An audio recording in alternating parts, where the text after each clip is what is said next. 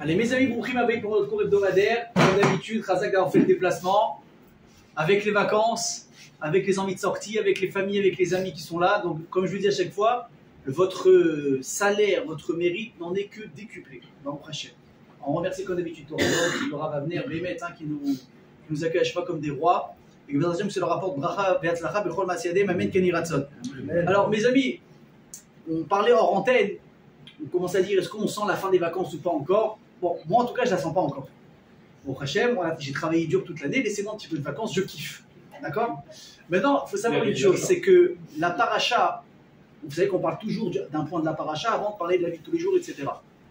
La paracha qu'on s'apprête à lire, si Dieu veut, samedi prochain, c'est la paracha Re'e. Ce sont les Rashi Tevot, c'est l'acronyme de Re'e, Elul, Higia. Regarde, le mois de Elul arrive. Pourquoi? Parce que si Dieu veut, la semaine prochaine, dimanche et lundi, c'est Rosh Chodesh Elul. Et donc à partir de mardi, qu'est-ce qui se passe, messieurs? Et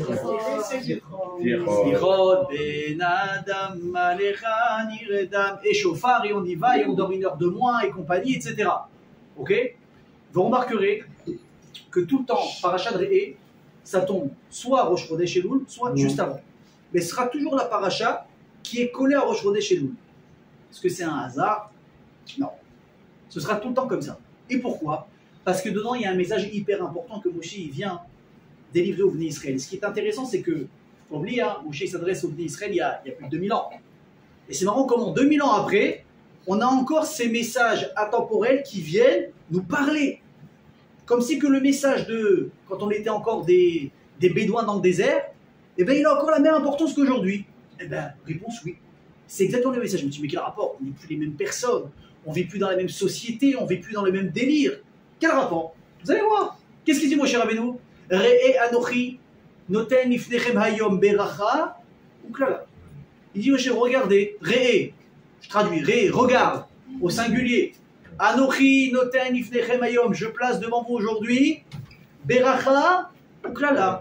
La bénédiction et la chas v'shalom, la malédiction. Et pourquoi est-ce qu'il vient nous dire ça? Pour nous dire, voilà, c'est simple. Vous avez un choix à faire. Vous avez un choix à faire. Comme par hasard, la paracha de encore une fois qui vient précéder la préparation à Yom Adin, la préparation à Yom Kippour, la préparation à toute cette nouvelle balance de la nouvelle année. Et là, Moshe te dit, réveille-toi. Vous savez, je vous dis la vérité, c'est un cadeau qu'on ait cette histoire de Slichot. C'est vrai que c'est fatigant, c'est vrai que c'est éprouvant, c'est vrai que plein de choses que vous voulez. Mais moi, chaque année, et Baruch Hashem que ça y a cet effet sur moi, j'espère que c'est le cas pour vous, quand j'entends le chauffard, oh là là, je sais que voilà, ça y est, on a fini de jouer là. Là, on a fini de jouer. Tu sens qu'il y a un truc qui se passe. Alors imaginez, personne ne nous prévient, on est là, on s'oublie, surtout, regardez, à la suite des vacances, ça sort, ça va un peu partout. Des fois, on se détend un petit peu sur les tenues vestimentaires. On a faim, on est avec la famille qui est venue de Paris. Bon, en Israël, tout est cachère. Ah, tu vas dans un restaurant, tu prends une bonne entrecôte. Attends, mais il te dit ici, mais tu demandes, est-ce que vous avez, je sais pas, vous avez vérifié la salle? Tu te dis, mais monsieur, ici, c'est pas cachère. Tu dis, comment ça, c'est pas cachère? Il y a marqué quoi? Il te dit, non, il y a marqué bassar, il n'y a pas marqué cachère. C'est que le bête et le caf, ils se ressemblent. Je vous promets que c'est arrivé. Un type il m'a envoyé par WhatsApp une photo, shawarma, je sais pas quoi. Et il y a marqué, comme ça de loin, tu vois qu'il y a marqué donc un caf, tu as l'impression que c'est un caf, un chien et un rêche, ça fait cachère. Le type il dit, bon, écoute, moi ça me suffit, rabanout, c'est bon, c'est cachère. Ah bah, faut pas la pousser. C'est comme ça, on mange nulle part. Ils me saoulent ces religieux, ça c'est cachère, ça c'est moins cachère, ça c'est plus cachère. Il y a marqué cachère, j'y vais. Le mec, ni demande, ni rien, même pas, il veut voir la théoda, il s'assoit, il mange. Mais quoi, il mange pour 3, il mange. Et à la fin, une fois qu'il est calmé, une fois qu'il est passé d'animal à être humain, le il regarde l'écriteau, il dit, attends, mais c'est marrant ça. Il regarde, il n'y a pas marqué cachère, il y a marqué bassar, il y a marqué que c'est viande.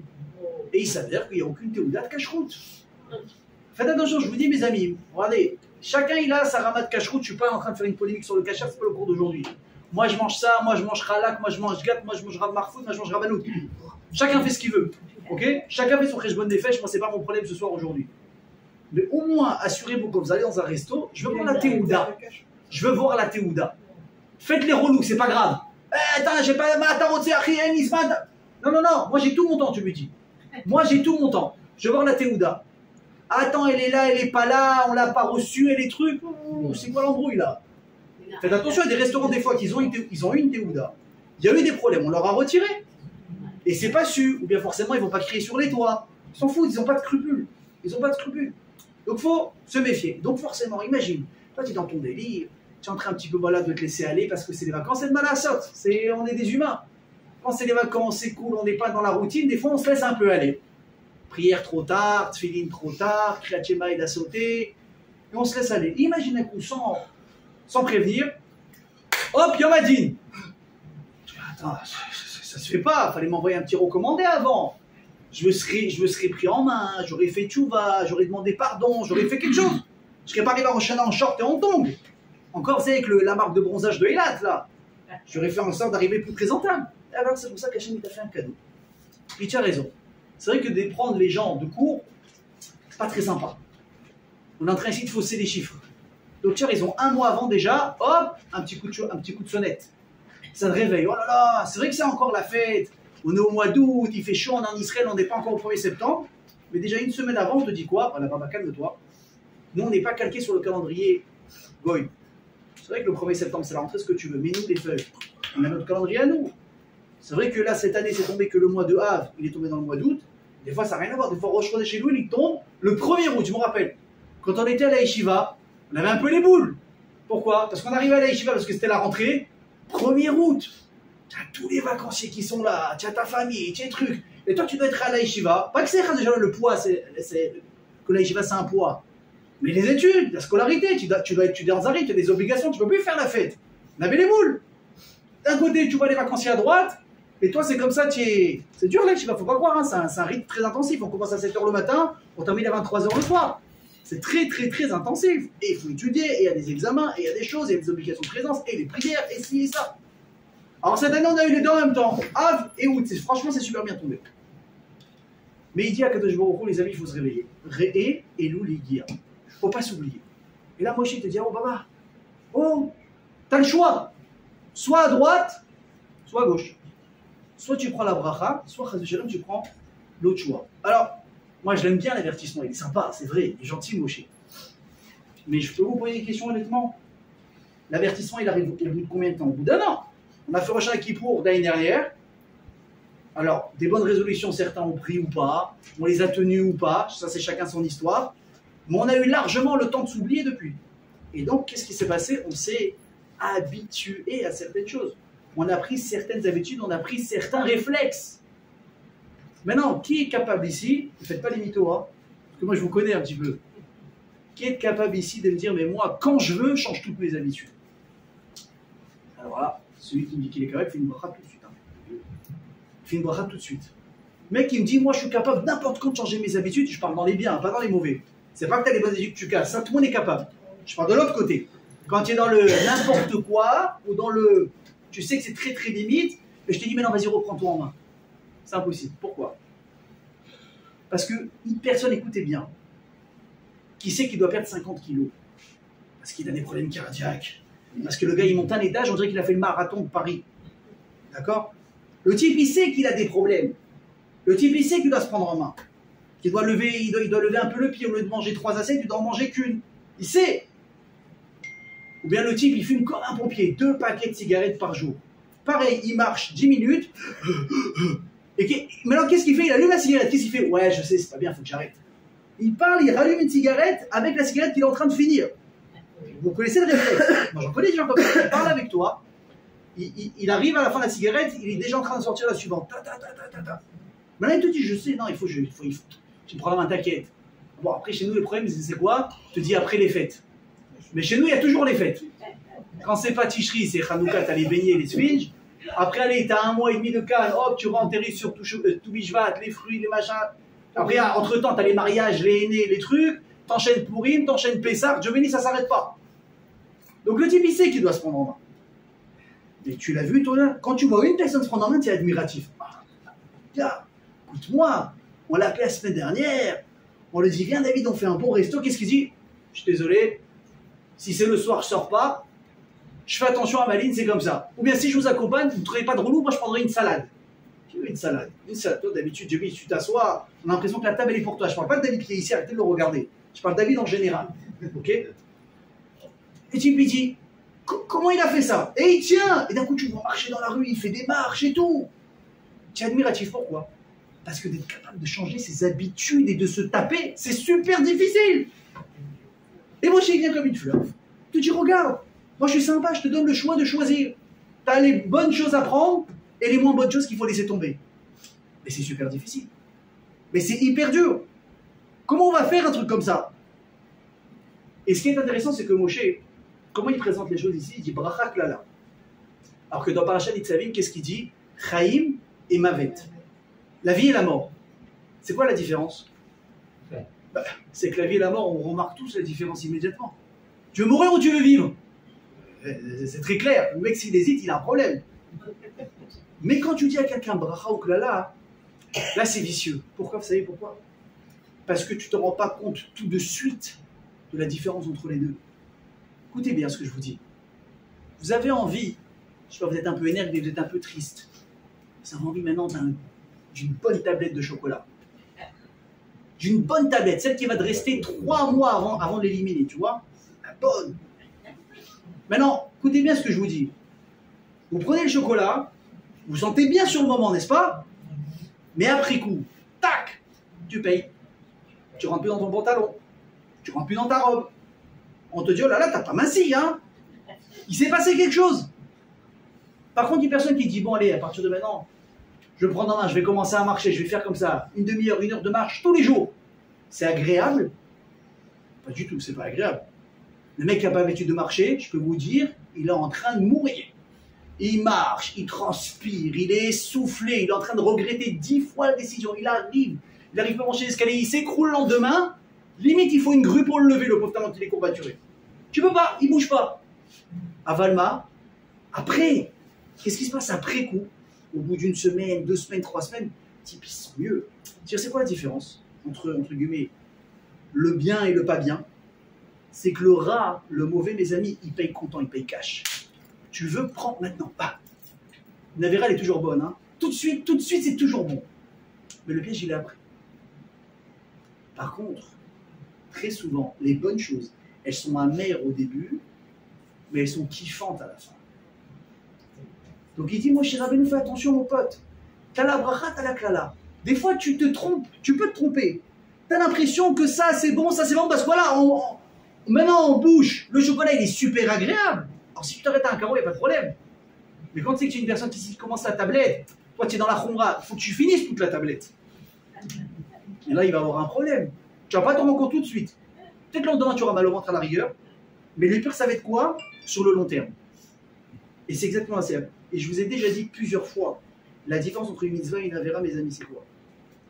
C'est que l'avera, au début, c'est excitant. C'est très séduisant. C'est Mais à la fin, une fois que tu l'as fait, et que tu reprends tes esprits, c'est quoi? C'est je regrette. J'aurais pas dû. Tu regrettes. Par contre, une mitzvah, c'est l'inverse. Ton réveil, il va sonner la semaine prochaine, mardi, slichot, 6h, 7h du matin. Oh là là, tu es KO. 1 heure de sommeil en moins, je peux vous dire que c'est beaucoup. Hein. C'est beaucoup 1 heure de sommeil en moins. T'as pas envie.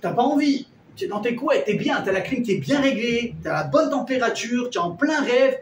Dans le rêve, tu es en train de recevoir un Oscar de je sais pas quoi, de gagner au loto. Ou tu as, je sais pas, tu es dans un super rêve, tu as toutes les raisons pour pas te lever. Tu veux pas, tu fais tu vas te forcer. Je peux vous dire, tu sors des sérotes, tu sors de la tefila, tu te sens le roi du monde. Qu'est-ce que j'ai bien fait? Parce que la vérité, elle est là. La vérité, elle est là. Sur comment on appelle ça, les tvach haror, sur le long terme, c'est quoi qui reste? Les avérotes, jamais on en est fier à la fin. Jamais. Mais ce qui est intéressant, c'est qu'une avéra, on connaît le processus depuis le temps. Ça fait 30, 50, 80 ans qu'on les fait, les avérotes, malheureusement. On sait qu'on veut maintenant la faire. On sait que ce n'est pas le bon choix à faire. Et que finalement, une fois qu'on l'aura fait, on va la regretter. À la fin, tu dis combien de fois le type il peut tomber sur le même piège? Il faut être bête. Et pourtant, qu'est-ce qu'on fait nous? On replonge. La tête la première et on y va. Makara, pourquoi? Parce qu'on ne réfléchit pas assez. Parce que je peux vous dire, très souvent, on m'avait dit un très bon conseil pour éviter des fois les conflits inutiles ou qu'un conflit prenne des proportions. Le type il m'a dit avant de répondre, tout bête, hein, attends 10 secondes. Alors 10 secondes comme ça, c'est rien. Mais 10 secondes quand tu as envie de démolir quelqu'un verbalement, c'est très long. C'est très très long. Et il t'a dit quelque chose, tac, non, c'est du tac au tac. C'est celui qui va être le plus vite, celui qui va sortir la vacherie la plus dure en bas de la ceinture. C'est ça qui va faire mal, il faut que ce soit rapide. Et là, tu attends 10 secondes. Je peux vous dire que dans les 10 secondes, tu as un petit niveau de colère qui se calme. D'un coup, tu dis non, cette phrase-là, je ne peux pas la dire. Ou bien est-ce que cette phrase-là, elle vaut vraiment le coup d'être dit maintenant? Et là, tu réfléchis un petit peu aux conséquences, tu prends un autre chemin. C'est le temps un tout petit peu de réfléchir. Je peux vous dire que si on réfléchissait avant la majorité des avérotes qu'on a fait, je pense qu'on aurait été capable de les éviter en grande partie. Parce que des fois, c'est la pulsion. Des fois, c'est un manque de réflexion. Et des fois, malheureusement, on ne réfléchit pas assez. Alors, sachez, mes amis, que dans la Avodat Hashem, c'est exactement pareil. La Avodat Hashem, on ne peut pas regarder le court terme. On est obligé de regarder le long terme. De savoir qu'à force de faire quelque chose, ça va payer, ça va être bien. Et Moshe Rabbeinu, il dit, mes amis, il y a un truc très important qu'il faut comprendre. C'est qu'il faut s'armer de patience quand on veut progresser. Il faut s'armer de patience quand on va avancer. Et il dit, c'est pour ça que je vous dis aujourd'hui, Re'e anochi noten ifnechem quoi? Hayom. La paracha a été dit il y a 2000 ans. Ou Hayom. Hayom. Ouais, en plus au mois d'août. Ou Hayom, c'est pas possible. Il faut dire non. Hayom en 500, je sais pas combien. J'ai dit non, t'as pas compris. Un être humain, il ne doit jamais penser, écoutez bien ce que je vous dis, un être humain ne doit jamais penser qu'il est foutu. Tu rigoles. Moi, je crois que moi je suis récupérable, je suis irrécupérable. Ouais, combien de fois il y a des gens qui me disent, tu sais d'où je viens? Oh là là. Si tu savais ce que j'ai fait, ce que j'ai passé dans ma vie, aujourd'hui tu me vois comme ça, je suis un peu à la Sina, je mets un peu l'équipage, j'ai l'air un peu juif, mais ma main, toute ma vie, je l'ai massacré à la tronçonneuse. Les pauvres. Sachez une chose, mes amis, Moshe te dit Enkazedava, qu'un juif te dit pour moi je suis foutu. Il te dit Hayom, n'importe quel jour dans lequel tu te trouves dans ta vie, tu peux décider de prendre la bonne décision et de changer de chemin. C'est comme ça. Pourquoi? Parce qu'un être humain, c'est pas un arbre. Une fois qu'il a poussé tordu, bah, il va rester comme ça. Et si tu veux planter quelque chose de mieux, il va falloir couper, déraciner, tuer, et à ce moment-là, tu vas mettre quelque chose de bien. Non, non, non, pas du tout. Un être humain, c'est pas ça. Vous connaissez, c'est un exemple connu. Un jour, une personne est partie dans un cirque. Il a remarqué qu'il y avait un éléphant, donc il pesait je ne sais pas combien de tonnes, un monstre, ok, c'est la taille d'un immeuble, le truc. Et par quoi il était retenu, l'éléphant? Par une toute petite cordelette. Même un enfant de 2 ans, il fait ça, il a arraché la corde. Il voit que l'éléphant il est en train de bouger, son maître il vient, hop, il lui met la petite corde comme ça au pied, et d'un coup l'éléphant il bouge plus. Il dit, dis-moi, ta corde elle est magique? Elle a un truc spécial? Je dis non, pas du tout, tu tires, elle s'en va. Tu tires un peu fort, elle s'en va. Il dit, comment l'éléphant il bouge pas? Il est sauvé. Il dit, l'éléphant depuis qu'il est né, on lui a mis la corde au pied. Quand il était petit, il s'est habitué que quand il tirait, eh ben, il ne se détachait pas. On l'a tellement habitué, on l'a tellement formaté, qu'en grandissant, c'est devenu un immeuble le truc. Il fait ça, mais il arrache le chapiteau entier. Dans sa tête, il est bloqué.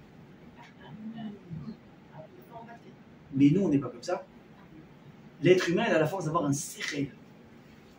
À Kama que tu peux être tordu, tu peux mal t'habituer, tu peux toujours changer tes habitudes.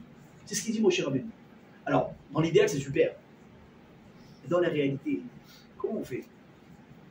Sachez que chaque personne ici, vous savez qu'est-ce qu'elle est en réalité? Elle est le fruit de ses habitudes. Un caractère, il se forge par rapport à ce que tu t'es habitué à faire, par rapport à ce que tu as vu.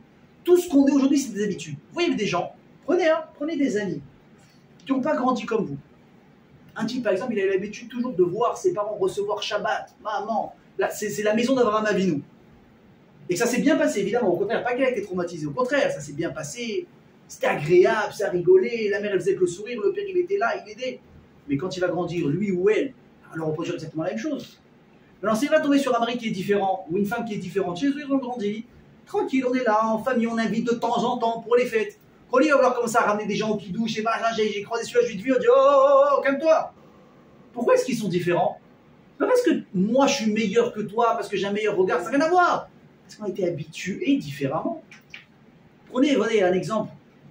C'est toujours la même question à l'approche de Rosh Hashanah. Rosh Hashanah, Ouman ou pas Ouman? Bien sûr. Alors il y a ceux qui vont dire bien sûr. Pourquoi? Soit parce qu'ils ont grandi comme ça, soit parce qu'aujourd'hui ils en ont fait leur vocation, le méchané. Bon, on en reparlera quand tu seras marié si tu veux. Ok? Mais il y a plein de gens, qu'est-ce qu'ils vont dire? Ils vont dire, non, dis-moi, ça va pas. Je peux pas laisser ma femme et mes enfants. Tu dis, bon, on va demander à madame. Si c'est la bracha de madame, tu es d'accord à partir? Tu dis, bon, pourquoi pas? Avec des amis pour voir ce que c'est. Mais tu dis, la dame, qu'est-ce que dit? Elle te dit quoi? Mais même pas en rêve. Mais je suis désolé, mon mari part par Rosh Hashanah, il me laisse pas toute seule, j'ai avec les gosses. Est-ce qu'elle a le droit de dire ça? Bien sûr que oui. Alors, comment c'est que tu vois de l'autre côté des femmes, elles te disent, mais va! Avec les 8, je vais me débrouiller, vas-y, bracha, Makara. Soit elles ont vécu différemment dans leur maison déjà depuis petites, ils ont vu leur père voyager, leur frère voyager, donc pour elles c'est normal. On s'arrange, je vais chez ma mère et trucs. Ou bien elles, je sais pas, elles ont fait, tu vois, d'une manière Breslev. Pour elles, c'est un idéal, mais encore une fois, c'est une question d'habitude. C'est une question d'habitude. J'ouvre pas le débat, hein, chacun fait ce qu'il veut, ok? Ok? Alors comment Moshe veut qu'on change nos habitudes? Surtout, je vais vous dire quelque chose qui est très intéressant. Vous savez, c'est quoi le problème d'une Avera? À part le fait qu'on est mal fait, évidemment. Mais c'est que l'Avera, mes amis, elle nous laisse un goût. Non, écoutez bien ce que je vous dis. Un goût amer, c'est vrai, mais le kiff, tu l'as vécu. Le kiff, tu l'as fait. C'est vrai que le chocolat t'a fait prendre 2 kilos, mais qu'est-ce qu'il était bon? Oh là là là là là là. Qu'est-ce qu'il était bon ce chocolat? Tu es marié, ou pas, mais encore pire marié. Tu vois une très très belle femme passer. Tu vas kiffer pendant 10 secondes la regarder. Tu vas kiffer. Le problème, c'est quoi maintenant? C'est que le souvenir, il reste. Écoutez bien, une Avera, ça change une personne. Ça veut dire que tu n'es plus la même personne qu'avant la Avera. Et ce souvenir, ce goût agréable, appelez ça comme vous voulez, va être un peu menotté quelque part. Et pour sortir de là-bas, ça va être très compliqué. Parce que tu as le souvenir. C'est quoi le koach d'un Chovzer B'Tchouva, mes amis? C'est quoi la force d'un Baal Tchouva? C'est que le type, il veut se rapprocher de la Torah avec en tête tous les souvenirs et les bons goûts qu'il a eu dans la vie. Et il sait que maintenant, il va se les interdire. Alors, une personne qui n'a jamais goûté à l'interdit et qui s'est toujours habituée à avoir une certaine distance et de ne pas rentrer avec, c'est une mala. Quand la kavod, quand Khamel al-Berochou, il se met une distance. Mais entre guillemets, écoutez bien ce que je vous dis, quelque part, il ne sait pas ce qu'il rate. Il a toujours été éloigné de ça. C'est bien, il a été protégé. C'est beaucoup plus facile pour lui d'avancer. Mais une personne qui a été dans ce monde-là, des gens qui ont été dans le monde, mamash, chiloni total, pour pas dire le mot de goy carrément, rien, il n'y a pas de cache-route, tu manges ce que tu veux, ça n'existe pas. Nous, un fêche, quand il part en vacances, vous avez vu l'organisation que c'est, du moins que c'est censé être. Attends, où tu veux aller? Ok. L'hôtel, il y a qui? Comment ça se passe? Piscine séparée, pas piscine séparée? Il y a de la bouffe cachère, pas de bouffe cachère? Casserole, marmite, il y a du cachère sur place, il y a un beit rabat, il y a une synagogue, il y a un mikvé. Maman, un truc qui est en train d'organiser un déplacement d'un président de l'État. Et le type qui fait rien, ouais, j'ai trouvé un super deal là pour aller à, je sais pas moi, à Bombay. Bah vas-y, on y va. Bah on y va. Ni il prend des marmites, ni il prend des casseroles, ni il prend rien du tout, et il fausse. Maintenant, imagine un type, il fait tchouva maintenant. Il a été habitué de voyager où il veut, quand il veut, juste lui, ce qu'il regarde une chose, c'est quoi? C'est quand est-ce dans Booking, ouais, dans le site internet, quand est-ce que le prix il est descendu. Et là maintenant, qu'est-ce qu'il doit faire? Oui, non, alors ça je fais une croix, il n'y a pas de synagogue, ça je fais une croix, il n'y a pas de mikvé, ça je fais une croix, il n'y a pas de cachère, ça... Et qu'est-ce qui reste alors? Le mec, il les a ici. Il n'en peut plus, il les a les boules.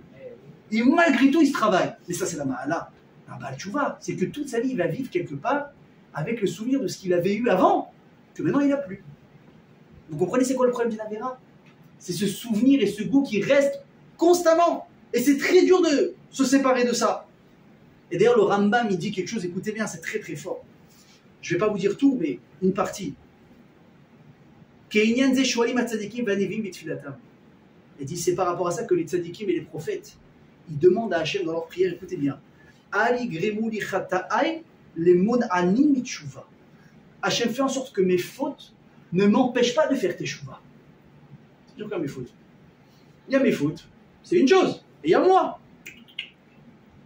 Tes fautes, elles sont là à te traîner, à te coller, à te tirer vers le bas. Elles veulent que tu recommences. Évidemment, c'est un kiff. Écoutez bien, il ne faut pas se cacher la face. Si la Avera, ce n'était pas un plaisir, on n'aurait pas envie ni de la faire, ni de la refaire. C'est uniquement parce que c'est un kiff. Et comme je dis, ça paye cash, c'est tout de suite, c'est immédiat.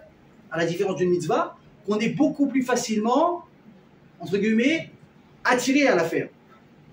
Et là, qu'est-ce qu'il dit Rambam? Et là, il demande le tzaddik. Tiye areshut beyadi. La chouve bechol mikri atcharzor ve'avin derech haemet. Et là, donne-moi la force de toujours avoir la capacité dans ma main de faire teshuva et de me rappeler de comprendre le Emet. Pourquoi? Atkama que la Avera, écoutez bien ce qu'elle est. Elle est très forte et elle est présente. Vous savez, j'ai lu un truc. Il faut que je vérifie. Je pense que c'est vrai parce que ce serait vraiment trop gros si ce n'était pas le cas. Je vais vous parler d'un animal. Vous allez dire c'est un truc de fou. Vous avez déjà entendu parler du castor, n'est-ce pas? Ouais. Celui qui construit les barrages. Est-ce que... Il faut une certaine intelligence pour construire un barrage. Attention, hein. Il faut savoir couper du bois, il faut savoir le placer, et 1, et 2, et 3, et quand ils le font, ils l'ont fait. Est-ce que vous savez que, aussi intelligent qu'il est, il est super bête? Et je vais vous dire pourquoi. Mais vous allez devenir fou. Hein. Le castor, il a son terrier, et il a son petit chemin toujours qu'il prend pour aller au boulot, au fleuve, et ensuite il repart. Il a un gros défaut. C'est que qu'il pleuve, qu'il vente, qu'il neige, qu'il y ait des dangers, il va passer tout le temps, par le même chemin au centimètre près. Qu'est-ce qu'ils font les chasseurs pour chasser le castor?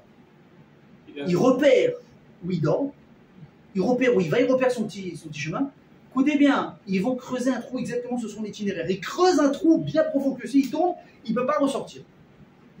C'est un truc de fou. Hein. Le castor, il a fait sa journée de travail, il est content, il est tout tranquille, il va arriver chez lui, se doucher. Enfin, il est déjà douché, il était toute la journée dans l'eau. Il veut manger, il veut se reposer. Sur le chemin du retour, il est à 200 mètres de son terrier. Écoutez bien, il voit le trou, il voit le piège. Tu n'as même pas besoin de le cacher. Il le voit. Écoutez bien. Il s'arrête, il pleure. Pourquoi? Parce qu'il sait qu'il n'a pas d'autre choix que de passer par là. Et il tombe. Et il se fait avoir. Vous vous rendez compte? Il voit le piège. Il est tellement dans sa nature, enchaîné dans ses habitudes, qu'il n'est même pas capable, quand il le voit devant sa tête que c'est sa fin, il va quand même y aller.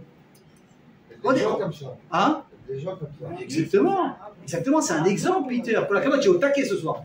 Prenez l'exemple, s'il vous plaît. Franchement. Non, prenez l'exemple. Ça veut dire quoi? Regardez la force d'une habitude. Et surtout d'une mauvaise habitude. C'est quoi ça? On dit Avera, Goreret, Avera. Évidemment, Gabor Rachel, mitzvah, Goreret, mitzvah. Une mitzvah, on entraîne une autre. Mais une Avera, elle entraîne encore plus facilement une autre. Je vais vous raconter une histoire pour vous montrer ce que c'est. Comment rapidement une personne, des fois, malheureusement, elle peut se dégrader. L'histoire remonte à peu près à il y a 200 ans. Ok? Il y avait à l'époque un grand sadique qui s'appelait la Gnour de Rougine. Un géant. Et il y avait un de ses élèves qui voulait aller le voir. Et sur le chemin, il s'était arrêté dans un petit hôtel. La nuit venue, il y a des brigands qui vont attaquer l'auberge. Donc ils vont saisir tout de suite le propriétaire, ils vont l'attacher. Et là, évidemment, ils vont commencer à passer chambre par chambre pour attacher les gens, pour leur voler ce qu'ils ont volé, etc. Et là, donc, il y a le groupe, il y a le chef des brigands, lui aussi, il participe évidemment à l'assaut. Et il rentre dans une chambre, et il voit ce chassid assis par terre, en train d'étudier. Maintenant, il voit le chassid, et il s'arrête net. Le type, il ne comprend pas, il voit un mec qui était comme un fou il y a 2 secondes, il voulait tuer tout le monde. D'un coup, il le regarde. Alors, le type, il ne sait pas quoi faire, il le regarde pas, il ne sait même pas s'il peut le regarder. Là, le voleur, il lui dit: est-ce que tu te souviens de moi? Mais qui voit un patibulaire, tu as compris? Il dit: comment je me souviens de toi? Il lui dit: on était ensemble à la Yeshiva. Il dit: quoi? Il dit: oui, tu ne rappelles pas, on va dire un nom bidon, Shmuel Chaim, j'en sais rien. Il regarde d'un coup, il est derrière la barbe, les trucs, les cicatrices, les tatouages, il reconnaît les traits. Il est où le Streimel? Ils sont où les péotes? Ils sont où? Il dit: je t'explique ce qui m'est arrivé. J'étais à la Yeshiva, on étudiait bien, côte à côte, machin, les faire tout ce qu'il faut.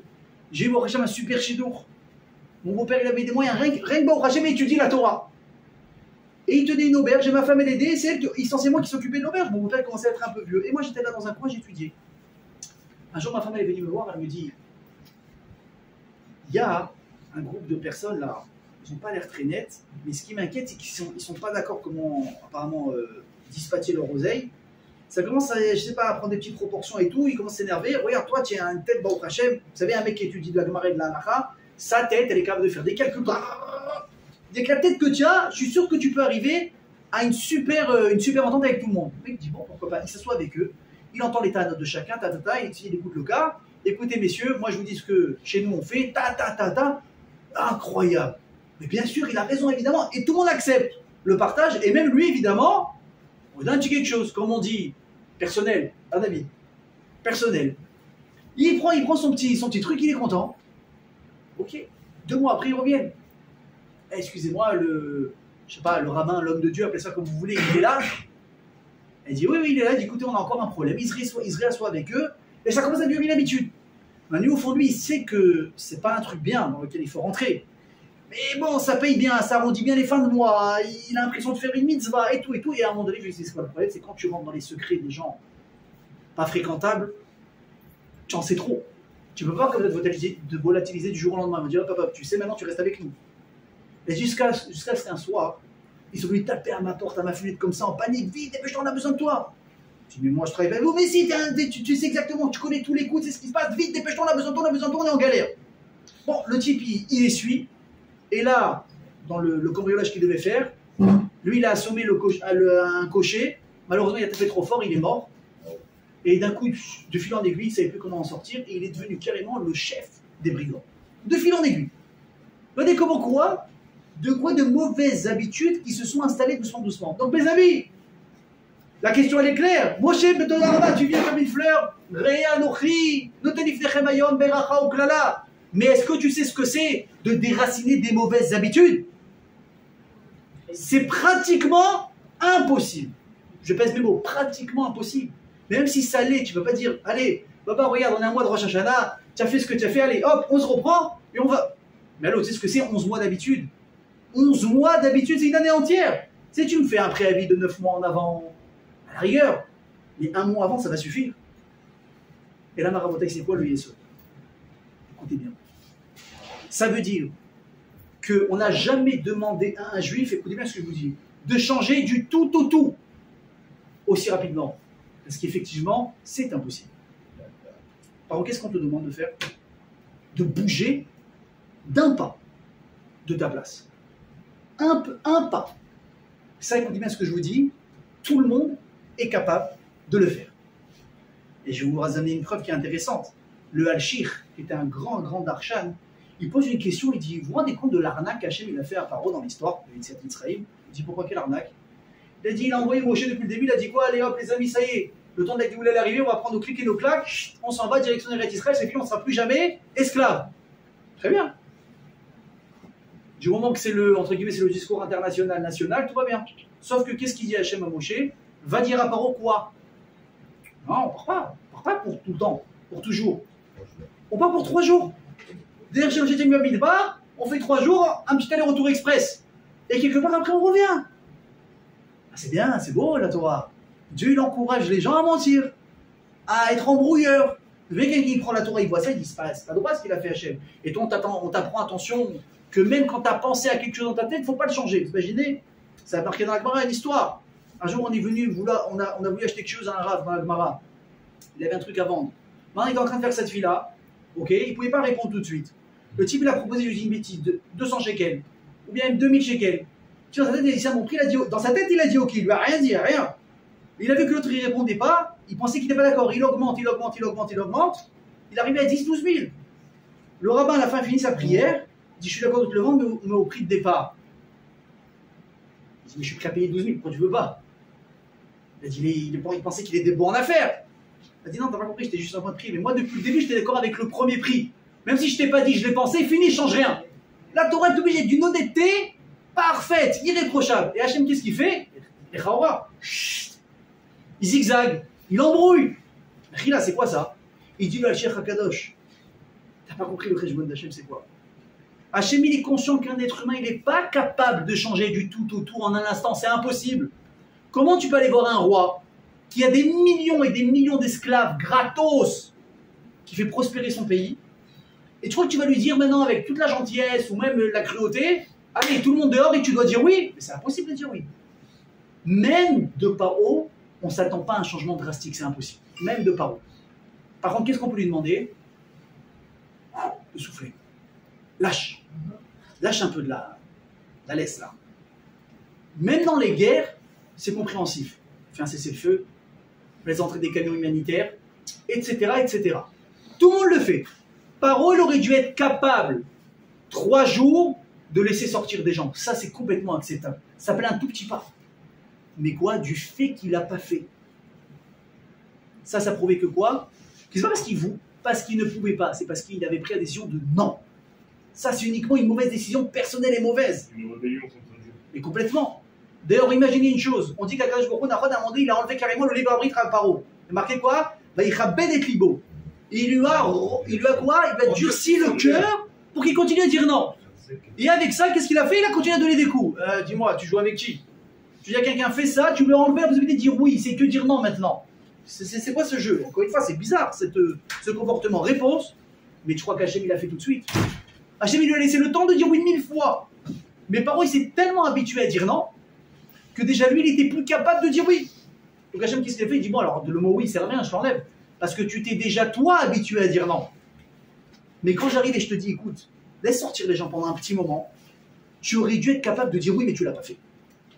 Mes amis, le Yesod qu'on est en train d'apprendre ici, il est très très très très fort. C'est quoi? C'est comme on l'a dit. Un être humain, même s'il veut, il ne peut pas changer du tout au tout en une fois. Et sachez une chose, hein, une personne qui fait teshuva et qui passe d'une extrême à l'autre en très peu de temps, 90% de gens, ça ne tiendra pas. Attention, hein, qu'on comprenne bien. Je ne dis pas que le type il accepte sur lui toutes les mitzvot. Vous savez, ça c'est une halakha. Une personne qui dit par exemple, à partir de maintenant, je fais toutes les mitzvot à part Shabbat. Non, je suis sérieux. Ou au moins, je ne mange pas kasher. Mais je fais tout le reste, mais ça, je m'en sens capable. Chazal, il dit, ça vaut 0. Parce que tu peux pas faire une exception sur ce que tu veux faire. Tu dois tout accepter. Par contre, une personne qui dit, écoute, je prends tout, mais les hâtes, ça marche. Parce qu'il a tout accepté. Mais il est conscient qu'il doit y aller par étapes. Il n'a pas fait d'exception d'une mitzvah. Donc, quand une personne décide de faire teshuva, la tzniut, le Shabbat, le kasher, n'importe quoi, les trucs les plus j'ai envie de dire, fondamentaux du Ham Israël, le mikvé, ce que vous voulez. Et dit, écoute, je vais essayer doucement. Vous savez que même une personne qui veut commencer à faire Shabbat, écoutez bien ce que je vous dis. J'ai parlé avec quelqu'un comme ça la semaine dernière. Je vous dis, moi, je dis merci à Hachem tous les jours d'avoir grandi dans une maison depuis que je suis petit, j'ai vu faire Shabbat. Parce que pour moi, c'est normal de faire Shabbat. C'est normal. J'ai pas une avamina dans ma tête de faire le contraire. Ah, mais c'est vrai que des fois, Shabbat, c'est un peu long. C'est un peu long, vous voyez, à Paris, des fois ça sort à 23h. Tu peux péter un câble, mais après, tu t'es conditionné. Ah bah écoute, on va manger un peu tard, on reste à la synagogue un peu plus longtemps, on va étudier, on fait une bonne sieste, on repart à la synagogue vers 18h, et il y a des cours, il y a des... Tu vas t'occuper, des jeux de société en famille, on discute, on fait quelque chose. À Bota, avec des gens qui ont été privés, je dis bien privés du Shabbat, depuis petit, et qu'ils essayent à 20, 30, 40 ans de faire Shabbat, c'est super difficile. J'ai parlé à quelqu'un. Il me dit, écoute, avec les enfants, de faire Shabbat, mais c'est une horreur. C'est une horreur, c'est une souffrance. On ne peut pas leur mettre de dessin animé, pas de télé, on ne peut pas les occuper, ils sont là, ils s'ennuient. Nous aussi, on devient fou, on n'est pas capable, on craque. Tu sais comment tu peux faire pour faire Shabbat? Je dois te dire, ce Shabbat, je fais 2 heures Shabbat. 2 heures. 2 heures, j'allume pas de cigarette. 2 heures, j'allume pas mon téléphone. 2 heures, il n'y a pas de télé. Et la semaine prochaine, tu rajouteras quoi? 1 heure. Ne fais pas le Wonder Woman ou le Superman, ça marche pas. Si une personne dit, écoute, moi j'ai tout pour ça, j'ai la famille qui vient, et il y a un rabat qui vient, et il y a tout le monde qui vient, bah, bravo, si tu as les moyens. Si tu peux, si tu donnes les conditions pour y arriver, tant mieux. Mais si tu es seul, et que tu peux pas, tu vas essayer d'un coup, tu sais que tu vas casser, doucement. Doucement, doucement. Quelqu'un me dit, ouais, mais ça veut rien dire si j'allume pas de cigarette pendant 2 heures. J'ai qu'à allumer depuis le début, c'est faux. Ça, c'est faux. Les 2 heures que tu as gardé Shabbat, ça s'appelle que tu as été chômeur Shabbat. Pendant 2 heures. C'est vrai qu'après tu as fait ce que tu as fait. Mais les 2 heures, personne ne peut te les enlever. C'est à toi. Vous comprenez? Même si une personne a fait pratiquement tout sur Shabbat, la dernière heure elle a craqué, elle a allumé une cigarette.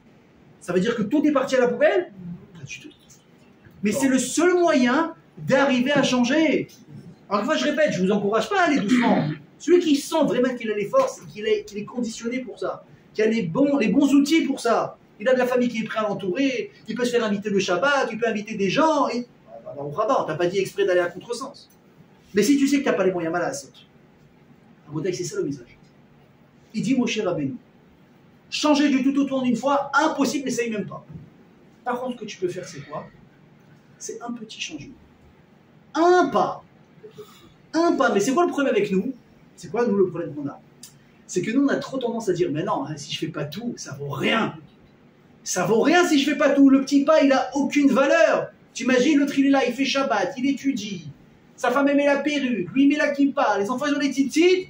Et moi, tu me dis, t'es pas allumé de cigarette 1 heure pendant Shabbat, je suis un grand, je fais tes chouva, mais c'est zéro, c'est ou tout ou rien. C'est faux. Pourquoi c'est faux? Pourquoi c'est faux? Parce que tu ne peux jamais, et tu ne dois jamais, sous-estimer la valeur et l'impact d'un petit acte, d'un seul. Pourquoi? Parce que ce changement que tu vas faire, Marshava dit ou Maasé, dans ta manière de penser, ta manière de parler, dans ta manière d'agir, ce que tu veux. Ce petit changement que tu vas faire, tu sais ce qu'il peut faire? Et ce qu'il va faire, c'est pas ce qu'il peut, ce qu'il va faire. Il va allumer une étincelle en toi. Soit une ancienne, qui est endormie depuis très très très très longtemps, soit carrément une nouvelle. Mais l'étincelle, tu vas la ressentir. Et tu sais ce que tu vas sentir? Tu vas faire c'était quoi ça? C'était quoi ce truc que j'ai ressenti ici? Qu'il n'y a aucune boîte de nuit qui peut te donner, et aucun bon resto qui peut te donner, et rien qui peut te donner ça. On appelle ça la spiritualité. Il n'y a rien qui peut remplacer la spiritualité. C'est pas possible. La preuve, c'est quoi? Prenez tous les plaisirs du monde, à un moment donné, tout le monde s'en lasse. Tout le monde. Mais pourquoi? Pourquoi?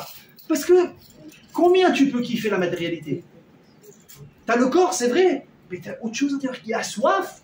Et tant que tu donnes pas, tu vas pas étancher la soif de cette chose qui te demande tout le temps, qui s'appelle la neshama, tu vas te sentir toujours à la fin comme ça.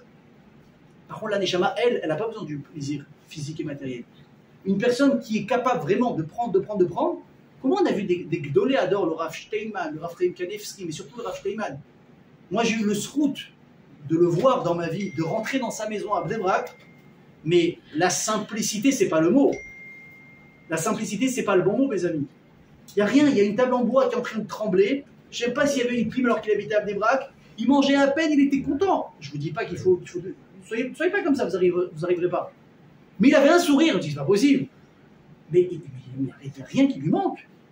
Parce que l'essentiel, c'est ça, justement, c'est la spiritualité. Alors nous, on n'a pas le niveau. Il nous faut des deux, il n'y a aucun problème. Prenez les deux, kiffez ce qu'à 120 ans, bracha, comme il faut. Hachem, il vous encourage. Mais ça ne peut pas être un et pas l'autre. Que un et pas l'autre, ça ne marche pas. C'est pas possible. Vous comprenez? C'est pas possible. Et il dit, mon cher Elou, cette étincelle que tu vas ressentir un petit peu en avançant, c'est ça qui va t'aider. Pourquoi? Parce qu'il apprenait bien un klal. Achare amaasim, limshachim alevavot. Ça veut dire quoi, traduction? C'est au travers des actes que les cœurs sont attirés. Tu vas faire un petit maasé, un seul. Eh ben, tu vas aimer. Mais le problème, c'est que c'est à double tranchant. Si tu t'habitues à Vérot, et un, et encore un, et encore une, et encore une, ton cœur, il cherche ça. Parce que tu t'es habitué comme ça. Mais si tu décides maintenant de commencer à marquer des buts de l'autre côté, et 2 heures Shabbat, et 5 minutes de Torah, et un petit cours une fois dans la semaine, et une après je travaille avec une copine, et tac, ben, qu'est-ce qui se passe? Ça va être une roue. Tu vas vouloir encore et encore. Tu vas à la Sina une fois. C'était sympa la Sina. Le rabbin il est sympa. Il y a le petit café après avec les copains. Il y a un petit cours de Torah. Franchement, c'est un kiff. Et tu vas aller Shabbat. Et tu vas parler à ta femme de ce que tu as étudié. Tu sais, j'ai étudié un truc comme ça. Tu vas encore commencer à prendre des cours de Shalom Bayit. Ça va influer sur ta femme. Mon mari, depuis qu'il étudie, il s'est calmé. Il est plus sympa. Avant, il rentrait, on aurait dit un gouja de la synagogue. Shabbat, j'ai fait après, c'est pas vrai. Il a appris à se calmer. Chérie, tu as besoin d'aide. Tu dis en 25 ans, il n'a jamais proposé de l'aide. Et qu'est-ce qui s'est passé maintenant? Il a commencé à entendre ce qu'il fallait entendre, mais avec 30 ans de retard, c'est pas grave, il n'est jamais trop tard pour faire bien. Vous comprenez? Ça, Rabotaï, c'est le hitaron, ça va être la force d'une habitude. Et je vais vous donner un très beau machal, j'ai adoré le machal. Vous connaissez tous le foot, n'est-ce pas? On va vous apprendre? Ok. Heureusement pour Hachem, là, on n'est pas dans une période de Coupe du Monde, parce qu'essayer de faire un cours, pendant qu'il y a une Coupe du Monde ou une Ligue des Champions, je peux vous dire qu'ici, il y aura les chaises et moi à la rigueur. À la rigueur. Un jour, il y a un raf qui a remarqué que les gens, c'est pas les gens, écoutez bien, vous savez qu'il y a une statistique qui a été faite. La majorité des hommes dans le monde aiment le foot. Ils sont attirés par le foot. La majorité des hommes dans le monde sont attirés par le foot. Un truc de dingue. Et un jour, il y a un rave. Vous allez trouver ça un peu niais comme ça, mais écoutez bien l'histoire. Il a observé le match. Il a vu que quoi? Qu'il y avait donc 2 équipes qui s'affrontaient. L'autre, il essayait de prendre le ballon, l'autre, il essayait de tirer. Nanana. Et un jour, il s'est approché d'un jeune, il dit, dis-moi si j'ai bien compris les règles. Vous essayez quoi? De vous piquer le ballon, l'un l'autre. Vous essayez de marquer quand il y a le goal, n'est-ce pas? Il dit, ouais, c'est pas évident. Tu as la défense, tu as les attaquants et surtout tu as le goal. Tu vois, c'est un singe. Je dis, mais j'ai une idée. Mais il ne dit à personne. Hein. Je dis, quoi? Écoute, tu vas kiffer le jeu. Il dit, c'est quoi l'idée? Je dis, attends que le match il se termine. Les supporters ils sont partis, les joueurs sont partis se doucher, ils sont changés, ils sont dans le quart pour rentrer. Personne ne regarde, ils ont éteint le stade. Viens avec une petite lampe de poche. Tu prends le ballon tout seul et tu mets une tonne de buts. Il n'y a personne. Tu peux gagner 100-0 en 2 minutes. C'est une bonne idée qu'il a le rabat ou c'est complètement bête?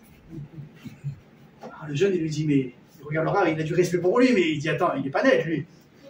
Il dit, Rav, mais vous n'avez pas compris. Tout le challenge c'est quoi? C'est Dafka quand il y a un gardien. Dafka quand la difficulté, le mec il va réussir à passer les dribbles, tac, technique, contrôle, truc, bah, hop, tu marques. C'est ça le truc. Ah, c'est dommage. Il dit le Talmud Yerushalmi, écoutez bien. On sait aujourd'hui que la Terre, elle est... On est d'accord, elle est ronde, n'est-ce pas? Ça va. On le sait scientifiquement, ce que vous voulez. Magnifique. Vous croyez qu'on vous a attendu avec les scientifiques? Le Yerushalmi raconte que Alexandre le Grand, un jour il est monté sur un aigle. Il est monté, il a volé, il est sorti de la Terre. Et il a vu que la Terre était ronde.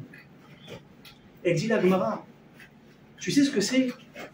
La Terre, le Kadour Haaretz, c'est comme ce ballon de foot. Khazal, ils expliquent comme ça.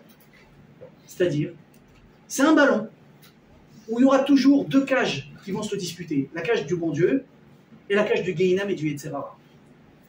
Et tout le jeu d'un juif dans le monde, c'est quoi? C'est d'essayer de prendre ce ballon, qui est ta vie dans ce monde-là, et essayer de voir où est-ce que tu peux le rentrer le plus possible. Pour Hachem, ou Chas Shalom, pour l'autre là-bas. Là ou là, je veux dire, mais c'est hyper difficile. C'est vrai. C'est quoi le but du foot, mes amis? C'est Vadaïk, c'est de mettre le ballon au fond des filets de l'autre. Mais comment t'en es arrivé? T'as dribblé, t'as feinté, t'as essayé 2 trucs, tu t'es organisé, mais comment ça a commencé? Un pas. C'est un enchaînement de pas. C'est un enchaînement de pas, un derrière l'autre, un derrière l'autre, un derrière l'autre, pour finalement arriver à un exploit extraordinaire. Et qu'il a marqué en retourné acrobatique, c'est super. Il y a les photos, gros titre, la France, 3-0, ce que tu veux. Mais comment ça a commencé? Le coup d'envoi, c'est quoi? Un pas. Un pas. Et c'est comme ça que tu arrives à gagner.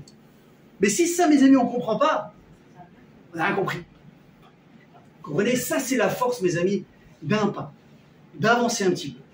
Et je vais finir avec une très belle parabole. On va terminer avec ça. Un jour, il y avait un commerçant. Il avait l'habitude de travailler à crédit avec un fournisseur. Il lui donne la marchandise, l'autre, il va faire son business. Quand il a, il lui paye. Sauf que ça a été 6 mois, 1 an, 2 ans, le type, il n'a rien mis sur la table. Le commerçant, il dit, écoute, bah, lui, la prochaine fois qu'il vient, je ferme les robinets. Il dit, bon, alors voilà, salut, t'as quoi comme marchandise? Il fait, toi, t'as rien du tout. Pourquoi j'ai rien du tout? Tu rigoles? J'ai les mecs qui sont là pour charger, j'ai commencé à avoir des commandes. Il fait, attends. T'as une dette là, ça fait il y a 2 ans que tu me dois. Je te donne rien tant que tu m'as pas payé. Le type, il est intelligent, qu'est-ce qu'il a fait? Il dit, fais-moi un calcul, combien je te dois? 1 million. Un peu cher. Ok, t'imagines combien il a gagné, le gars, hein, juste comme ça. Il dit, bon, 1 million d'un coup, c'est sûr, c'est dur, là, je suis déjà en train de réinvestir à droite, à gauche, je dois les employer, truc. Il dit, ok, on se voit demain matin. Qu'est-ce qu'il fait? Il va prendre un peu à la maison ce qu'il a en liquide, ce qu'il a mis sous le matelas, il va un peu à la banque, il va un peu là, il sort 300-400 000. Ok, à peu près un tiers de ce qu'il lui doit. Il vient le lendemain, tac, une mallette, il ouvre, l'autre il voit les billets comme ça brille. Puis on parle en euros, elle est belle. Le mec il voit ça, il voit, regarde, il y a 3, il y a 400 000, t'inquiète pas, je rentre. Le type il dit, c'est quoi, allez, c'est bon, on continue. Pourquoi? Parce que le type il a mis du concret sur la table, même si c'est pas la totalité de ce qu'il lui doit. Le type il est sérieux, voilà, il me paye, il va payer. Et carrément le gars après, contre le fournisseur, il arrange un petit peu, bon, tu sais quoi, allez, c'était 1 million, 50, allez, on arrondit. Allez, vas-y, prends, vas-y, c'est pas grave, on s'arrange après. Pourquoi il a changé de comportement? Parce qu'il a vu qu'en face, il y a un gars qui est capable de parler content, même en partie, mais il est là. Mes amis, c'est notre résumé, nous, du coup. On s'approche de Rosh Hashanah. Re'e et Elul Higia. Ça y est, dans 1 mois, un peu plus d'1 mois, Shofar Yom Hadin. Avec la Géoula, amen. Amen, Bezrat Hashem. Mais bon, on va pas attendre 1 mois, on l'attend tout de suite, la Géoula. Bezrat Hashem. Mais qu'est-ce qu'il dit le bon Dieu? Il dit, allô, papa, ça fait 40 ans que toi et moi on marche à crédit. 40 ans que je te donne ta vie, ta santé, tes enfants, ton oseille, ta maison. Tout, Baruch Hashem. Quand est-ce que tu mets un peu sur la table? Quand est-ce que moi tu payes un petit peu? Donne-moi quelque chose, donne-moi des mitzvot, donne-moi la progression. À Kama je vais aller comme ça à crédit. Si le type il est bête, si la dame elle est un peu bête, Ah, tu sais, moi, à mon rythme, hein, moi, ça fait 20 ans qu'elle est à son rythme, elle n'a pas bougé. 20 ans. C'est pas qu'elle commence et du coup je vais commencer, puis on se donne rendez-vous dans 10 ans. Ouais, la Jean-Jacques Goldman. Non, ça fait 20 ans. Patrick Bruel, pardon. Ça fait 20 ans qu'elle est sur place. Il y a un problème. Mais pourquoi est-ce qu'il faut être intelligent, mes amis, et mettre quelque chose sur la table? Parce que si tu mets rien sur la phrase de Chavaché, il va dire quoi? Bon, donc lui, ça vaut plus de travailler. Je peux plus lui faire confiance, allez, on rentre à la maison. Non, nous on veut pas ça. Nous on veut pouvoir être ici, réparer ce qu'on a à réparer, montrer à Hachem qu'il peut avoir confiance en nous. Mais qu'est-ce qu'il faut faire pour ça? Il faut payer un petit peu en compte. On vous a pas dit de tout faire. On sait que vous pouvez pas, on ne peut pas changer en une fois, c'est impossible, la dette elle est trop grosse. Ce qu'on a fait, malheureusement, on est trop loin de pouvoir tout réparer en une fois. Mais qu'est-ce que oui on peut faire? C'est réparer en partie. C'est prendre quelque chose, dire à Hachem, voilà, je commence. Voilà, je mets un petit pas. Vous savez quoi, c'est très bien que ce cours il a lieu avant la fin des vacances, parce que n'attendez pas la fin des vacances pour avancer. Ah, mais non, dès maintenant. Tu as les amis, la famille, là, non, tiens, on va manger. Où tu vas aller manger? Calme-toi, tout va bien se passer. Où tu vas aller manger? Ah, je sais pas, j'ai vu un resto. Google, c'est cachère. Ok, c'est cachère. Bon, je ne vais pas dire que Google, c'est un mashgar cache-route. Mais au moins, ça donne une indication. Tu vas voir. La semaine dernière, moi, on m'a fait mieux que ça. J'étais en dehors de Natania, on voulait manger avec les amis. Je regarde, je dis bon, Miss Adot, restaurant, Mehadrin dans le quartier, là où on était. Il me met une adresse. Bon, ça a l'air bien, je clique, j'appelle, et là, tu as le truc du restaurant, bon, c'est plus Mehadrin, c'est cachère. Je dis bon, déjà, c'est bizarre. J'appelle, ça répond pas, je dis bon, écoute, on va voir sur place. J'arrive carrément, le resto, il a complètement fermé. T'imagines ou pas le truc, combien de trucs? Google, c'est pas Mesgar cache-route, juste c'est une indication. Va voir, monsieur, bonjour, vous avez une cache-route? Alors, évidemment, si la femme elle arrive plus dénudée qu'habillée, il va dire depuis quand elle s'intéresse à la cache-route, il y a un problème. Donc c'est un truc qui va t'enchaîner un autre. Un type il vient sans kippa, sans titre, sans rien. Vous avez quoi comme cache-route ici, Marfoud ou truc? Et il regarde, il dit, mais lui on dirait un voyou de Natania. Et il me demande à moi si je m'arrange Marfoud. Il va avoir un décalage. Donc il y a un pas qui va entraîner un autre. Moi, combien de personnes un jour m'ont dit, tu sais, j'ai commencé à mettre les tzitzit. J'arrivais pas à mettre la kippa. La kippa c'était impossible, j'ai commencé à mettre les tzitzit. Mais quand je me regardais dans le miroir, il y a un truc qui va pas. Je peux pas avoir des tzitzit sans kippa, c'est pas possible. Et il a mis la kippa. Et après il dit attends, je mets la kippa, les tzitzit. Les gens ils sont sûrs que je suis un tzaddik, mais je vais pas mettre filine.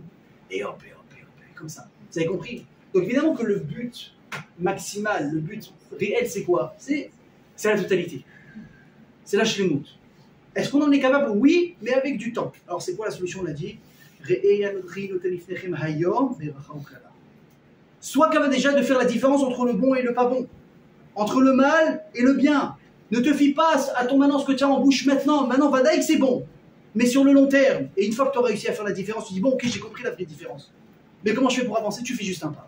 C'est tout ce qu'on te demande. Mais grâce à ce pas-là, tu vas mettre quelque chose de content devant le boss des boss. Un mois avant que la tour maintenant va retourner. Bezrat Hashem, grâce à ça, vous verrez, si Dieu veut pouvoir, on va avoir une année magnifique à mettre des ratzon.